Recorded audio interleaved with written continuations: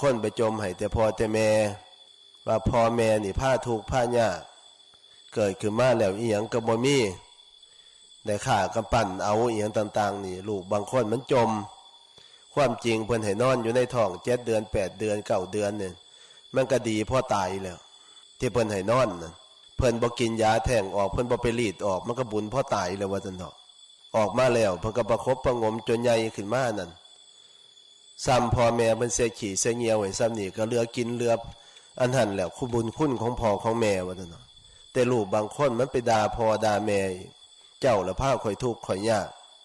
เกิดขึ้นมาแล้วบ่มีหยังนำเพิ่นเงินก็บ่มี